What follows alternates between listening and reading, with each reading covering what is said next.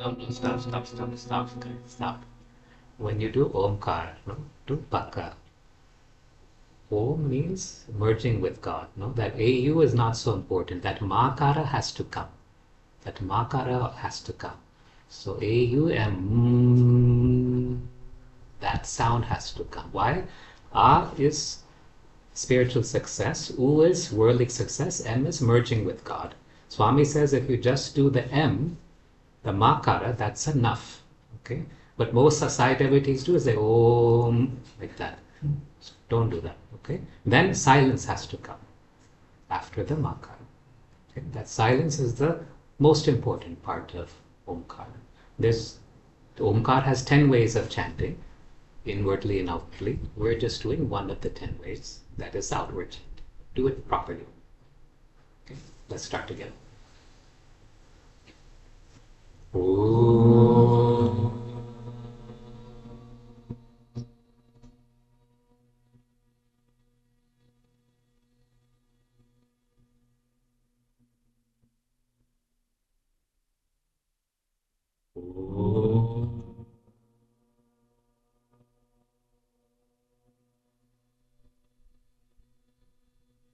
Okay, stop now.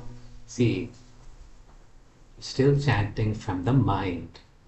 When you chant Om, I want you to chant like you're so in love with the Atma. Okay? Not Swami's form. You're so in love with the Atma, that self, that formless self, that is your actual being, your actual nature. So when you're chanting that Makara, that sound, that is when you should go into a state of bliss.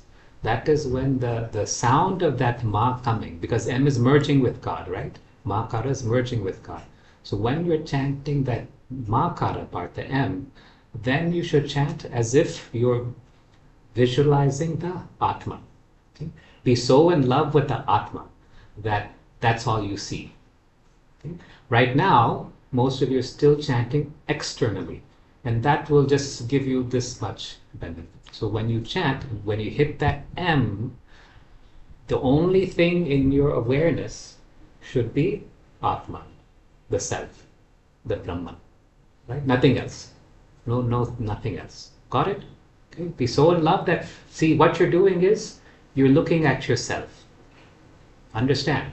When you're chanting Om, you're looking at yourself as the self with the capital S. Try this and see if it changes your awareness. Okay? Just 3 ohms, that's enough. It doesn't, you don't see, self-realization is so simple. No, it's very simple. Don't make it complex. Just focus on that Makara, merge in God, just the self. Clear? Questions? No? Okay, let's try again. Let's start from the first Om.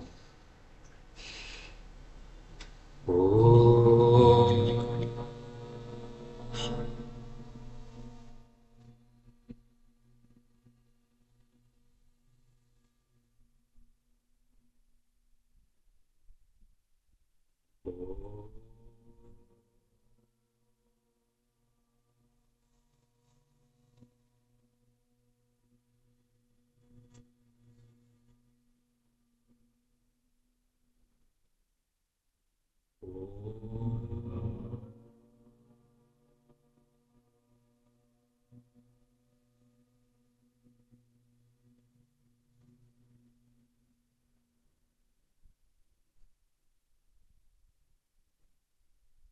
Better.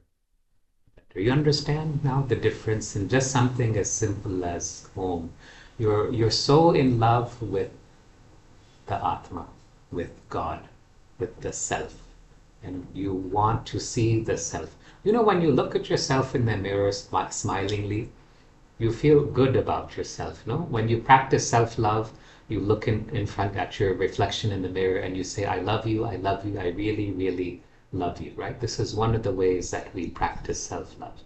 When you're chanting Om, when you hit that M, that Makara sound, you should be directly visualizing the self. And that's all. You should be so in love with the self. That's all you want to see. Yeah. Okay? Understood? Okay. Some of you had some thoughts while you were chanting. Some thoughts were coming in, doing like this. What were those six pointers that Sage Talopa had given that we had reviewed earlier? Do you remember Sage Talopa? Just to recap, he was a Bengali saint who lived in the, I think, 1000 AD, and he moved to Tibet where he helped found, he was one of the founders of one of the um, forms of Tibetan Buddhism that is still present today. And he gave 6 pointers on meditation, which in the native Tibetan were just 6 words, right? When we translate them to English, they become 11 words, but they're very simple. And those pointers have stood the test of time, even 1,000 years later. What are those 6 pointers? Do you remember? Number one. Don't think. That's the hardest one, guys. That's like, man, that's the hardest one. Okay, don't think. Don't imagine. Don't worry. That's like a song of, that's the name of a song. No, don't worry, be happy. He wasn't talking about that. Don't worry is not one of them. Don't think. Don't imagine. Don't imagine. Don't recollect. Don't recollect. That means don't recollect the past. Okay? Don't analyze. No, not, well, yeah, don't examine. Don't examine. Don't examine. Don't control. Don't control. And then rest the in last self. one Rest is in just rest. Rest in the self. Okay? These 6 pointers from Sage Talopa, practice them, recite them to yourself before you start your meditation, but practice them throughout the day also, so that your mind remains quiet throughout the day. What's happening to many of you is I am seeing that your minds are going like this, up and down and up and down. There's so much disturbance, so much restlessness in the world today, and we see that coming out in the forms of discord and disharmony. It seems like love and compassion have gone away. No, it's very sad to see. When we quieten the mind, then love, which is always there, will automatically come out. That's the nature of the self. So quieten the mind, and so practice these 6 pointers throughout the day. Obviously, if you're in a task where you're required to use your mental faculties, do so. But once you're out of that task, like you're brushing your teeth or going for a walk, put these same 6 pointers back into practice and just rest in the self. Okay? All right. Now today, I thought we would talk about Swami's grace. Swami's grace. And how do we get that grace? And I'm going to share with you a meditation that was shown to me recently.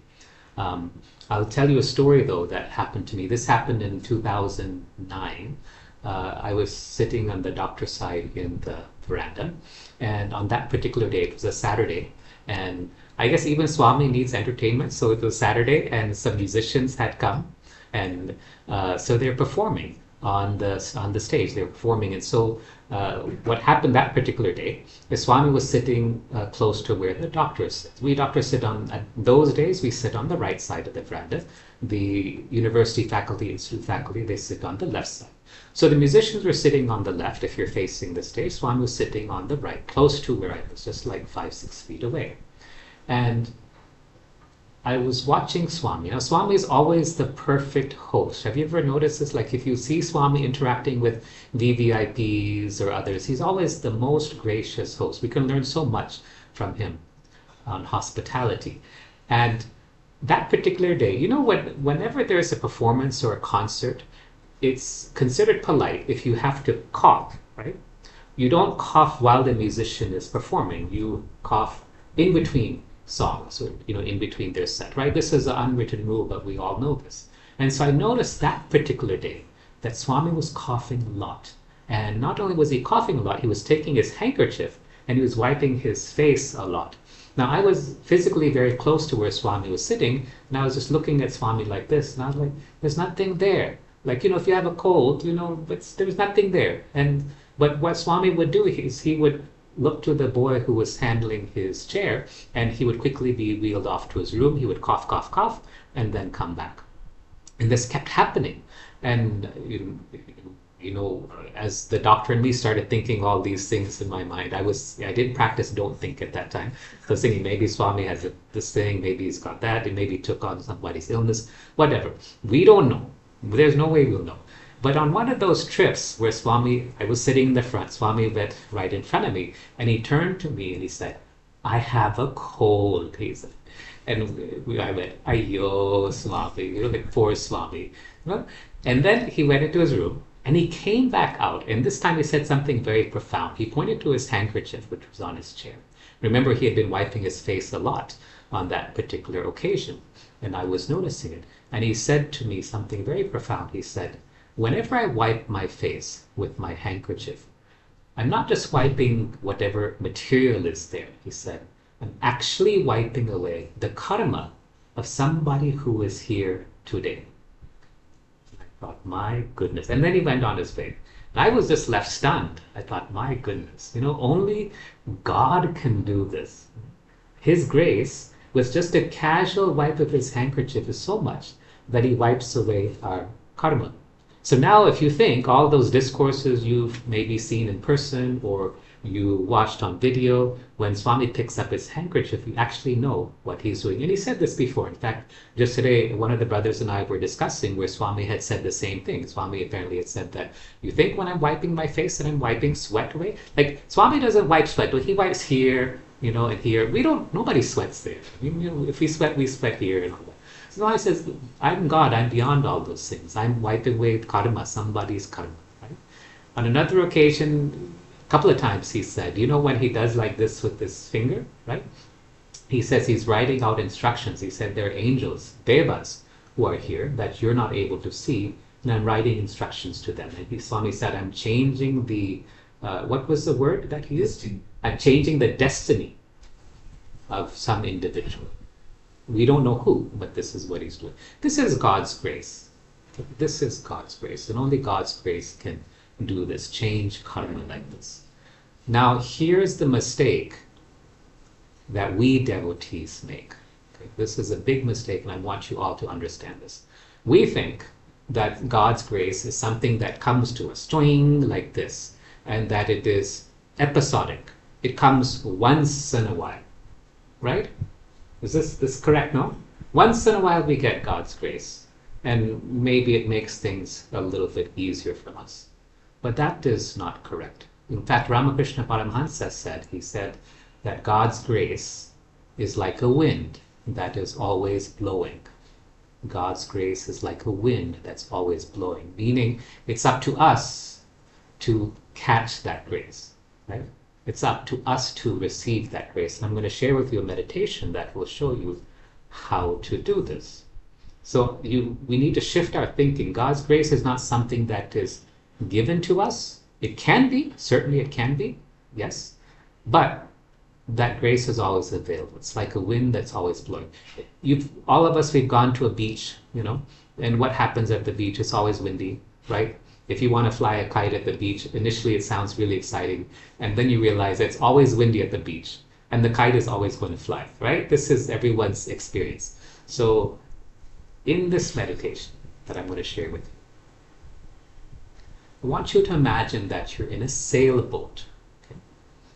And what you're doing in this boat is you're lifting or you're hoisting up the sails. You're hoisting up the sails, yeah? And when that sail is expanded, it catches that wind, which is God's grace. And now your sailboat moves forward, and it moves forward smoothly. It's not doing like this, okay? It's not falling over like Titanic. There's no waves to come and rock your boat. It's smooth sailing on this sailboat, which is propelled by God's grace. And what you do is you imagine that you're in the back of the boat, or you're behind the sail, and you can feel the wind, which is God's grace, coming from your back, and it's just pushing the sail forward, and it's pushing your entire boat forward, okay? And what will happen, something very lovely will happen. You'll actually feel God's grace if you do this meditation correctly. You'll actually feel it. It'll feel like a tingling or like some kind of energy. It'll be different for different people. Maybe you won't feel anything the very first time, but if you practice, you will feel it. And you'll actually feel God's grace. And what will happen is, over time, when you do this meditation every day, you'll see God's grace come into your life. Maybe not. No, that's definitely not in the way that you expected. Okay? You may have a pressing issue or concern, and you hope that God's grace will come and fix that concern or issue for you. Sometimes these concerns or issues or problems, though, are there to teach us something. Sometimes they're there to help us. Sometimes they're there to help us burn away karma, whatever it may be. But just understand that God's grace will be there and just watch what happens. Okay? Don't try to control what God's grace does in your life. Right, so everyone clear on the meditation? What kind of sailboat? It doesn't matter. It can be a big, huge boat.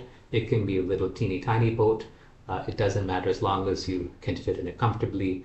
Please make it a decent boat would be my suggestion. Don't make it some dinghy boat that has holes in it and you're trying to put water out. Make it a good solid boat would be my, whatever kind of boat you want is otherwise up to you. Okay, so simple meditation. We're just going to imagine that we are in a sailboat. The first step is to hoist up the sails. Allow God's grace, which is the wind, to push the boat forward, to push the sails forward, and just watch the boat as you move forward and feel that grace, that wind coming at your back. Okay, it's like a tailwind. Okay, let's go ahead and start this then. Sit up comfortably.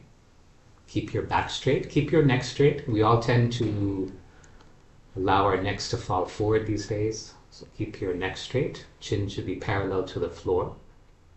Bring your shoulders back just slightly, just half a centimeter or so, so you're not hunching forward with your shoulders and neck. Visualize or see, imagine, think, feel, whatever you want, a sailboat in the water. It's a beautiful day. And in your inner scene, go ahead and open up the sail in whatever way you want.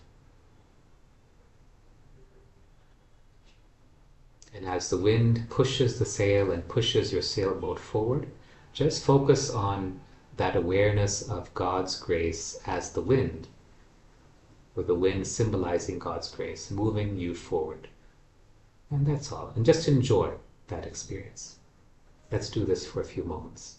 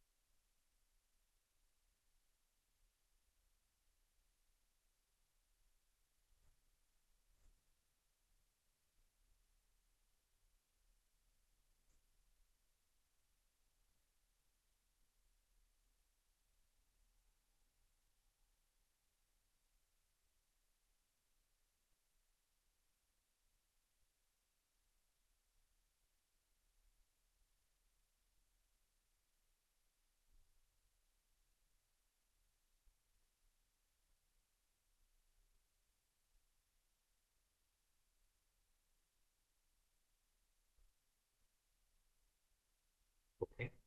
Come back. Come back. Now this time, let's do it again, but a couple of tips. I'd like you to relax a bit more. Some of you are trying too hard, and it's not necessary to strain for this kind of meditation. Remember that the wind is doing all the work. And if you want, like when I do this meditation, the wind is there, and you know who's the captain of my sailboat? It's Swami only. Swami is driving the boat or piloting the boat. So enjoy the process. Don't strain. Just enjoy it. Make it a happy type of meditation. Remember, God's grace is always there. It's always there in your life. It's just for you to hoist your sail, and it'll propel you. And you don't have to worry about where you're going to go. God knows. Okay, so just let Him do all the driving. Let Him take care of everything. You're just enjoying in the boat. La la la la la. Okay, so let's do it again this time, but a bit more relaxed.